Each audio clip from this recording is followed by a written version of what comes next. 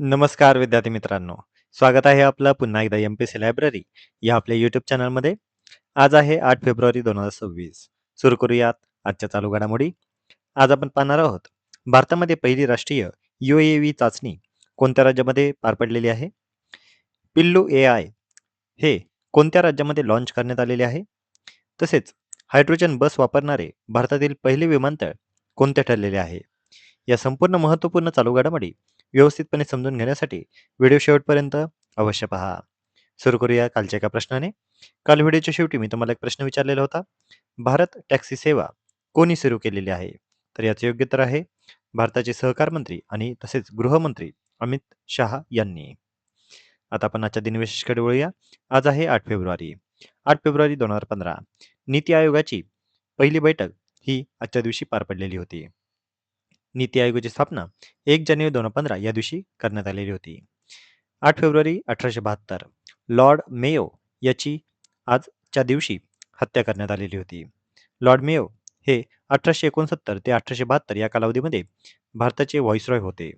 त्यांच्या कार्यामध्ये प्रथम जनगणना जी पार पडलेली होती 1872 साली ती त्यांच्या कारकिर्दीत पार पडलेली होती. तसेच 1870 मध्ये आर्थिक विकेंद्रीकरणाचे धोरण लॉर्ड मेयो यांनी मांडलेले होते. 8 फेब्रुवारी 1899 रँडचा खून करणाऱ्या चाफेकर बंधूंची नावे इंग्रज सरकारला सांगणाऱ्या गणेश शंकर द्रविड व रामचंद्र शंकर द्रविड या बंधूंचा वासुदेव चाफेकर आणि महादेव रानडे यांनी गोळ्या घालून वध केला. 8 फेब्रुवारी 1897 भारताचे तिसरे राष्ट्रपती, शिक्षणतज्ज्ञ, पद्मविभूषण व भारतरत्न डॉक्टर झाकीर हुसेन यांचा आज जन्मदिवस. तर विद्यार्थी मित्रांनो, हे होते आजचे दिनविशेष. आता आपण आजच्या चालू घडामोडींना सविस्तरपणे जाणून घ्यायला सुरुवात करूया. प्रश्न क्रमांक पहिला. भारतामध्ये पहिला राष्ट्रीय UAV चाचणी आणि इनोव्हेशन कॉरिडॉर कोणत्या राज्यामध्ये उभारला जाणार आहे? तर यासाठीचे पर्याय आहेत पर्याय क्रमांक 1 ओडिशा, पर्याय क्रमांक 2 आसाम, पर्याय क्रमांक 3 तेलंगणा आणि पर्याय क्रमांक 4 महाराष्ट्र. तर या प्रश्नाचे योग्य उत्तर आहे पर्याय क्रमांक 2 आसाम. आसाममध्ये भारतातील पहिल्या राष्ट्रीय UAVची चाचणी ही आता नुकतीच करण्यात आलेली आहे आणि आसाममध्ये आता भारतातील पहिला राष्ट्रीय UAV चाचणी आणि इनोव्हेशन कॉरिडॉर आता उभारला जाणार आहे.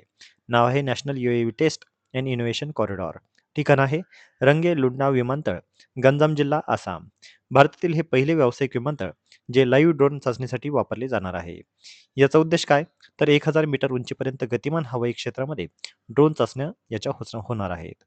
याची घोषणा ही विंग्स इंडिया 2026 यामध्ये हैदराबाद येथे करण्यात आलेली होती.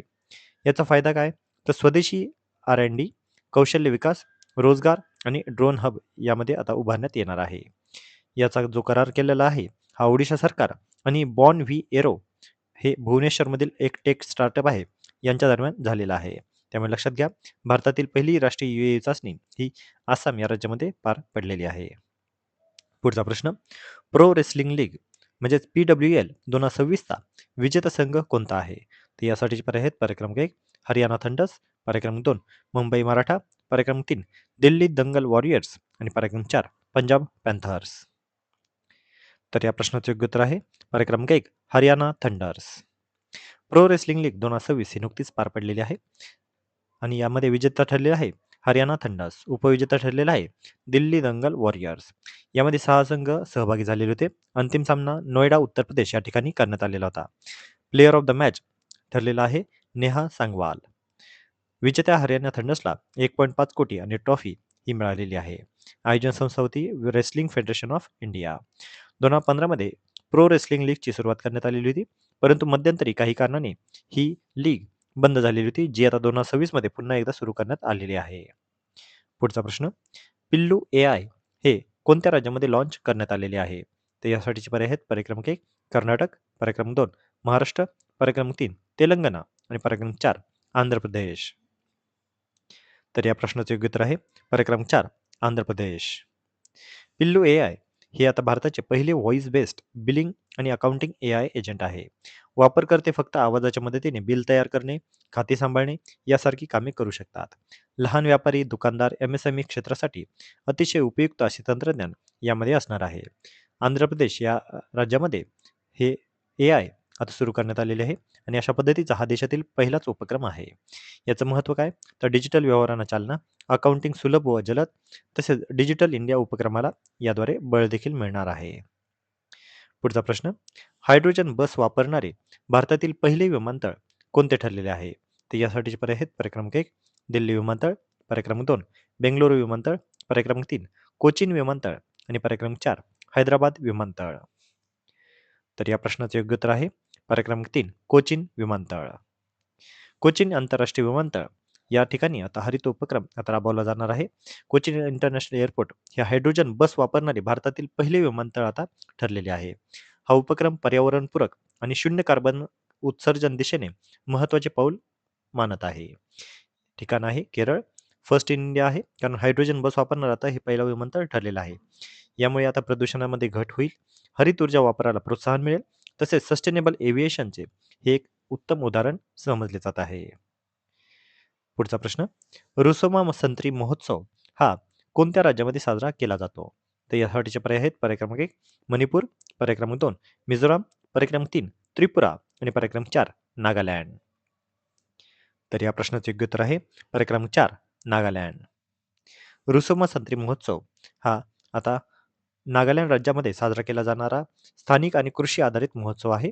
या महोत्सवाचा उद्देश संत्री उत्पादनाला प्रोत्साहन देणे आणि स्थानिक शेतकऱ्यांना बाजारपेठ उपलब्ध करून देणे हा आहे. राज्य आहे नागालँड. यामध्ये वैशिष्ट्य आहे संत्री उत्पादनाचे प्रदर्शन, स्थानिक संस्कृती व परंपरांचे दर्शन, तसेच कृषी व ग्रामीण अर्थव्यवस्थेला याद्वारे चालना देखील मिळणार आहे. राज्य लक्षात ठेवा, रुसोमा संत्री महोत्सव आपल्याला दुसऱ्या राज्यामध्ये वाटू शकतं, परंतु हा महोत्सव नागालँड या राज्यामध्ये पार पडतो. तर विद्यार्थी मित्रांनो, या होत्या आजच्या चालू घडामोडी. आजच्या महत्त्वपूर्ण चालू घडामोडीवर आधारित मी आता एक प्रश्न विचारणार आहे, ज्याचं उत्तर तुम्ही सर्वांनी आता कमेंटमध्ये द्यायचं आहे. पिल्लू एआय हे कशाशी संबंधित आहे? तर यासाठीचे पर्याय आहेत पर्याय क्रमांक 1 हेल्थ केअर एआय, पर्याय क्रमांक 2 एज्युकेशन एआय, पर्याय क्रमांक 3 कृषी ड्रोन एआय, तर पर्याय क्रमांक 4 अकाउंटिंग एआय. विद्यार्थी मित्रांनो, आपण नुकतेच याबद्दल सविस्तरपणे माहिती जाणून घेतलेली आहे. तुम्ही सर्वांनी आता या प्रश्नाचे योग्य उत्तर कमेंटमध्ये द्यायचं आहे. जे कोणीही विद्यार्थी या प्रश्नाचे योग्य उत्तर कमेंटमध्ये देतील त्याच्या कमेंटला नक्कीच लाईक देखील देण्यात येईल, जेणेकरून इतरही विद्यार्थ्यांना त्याचे योग्य उत्तर समजेल. विद्यार्थी मित्रांनो, या होत्या आजच्या चालू घडामोडी. तर अशाच अधिकाधिक इन्फॉर्मेटिव्ह कंटेंटसाठी आपल्या एम-पी-एस-सी लायब्ररी या यूट्यूब चॅनलला सबस्क्राईब करायला अजिबात विसरू नका. धन्यवाद.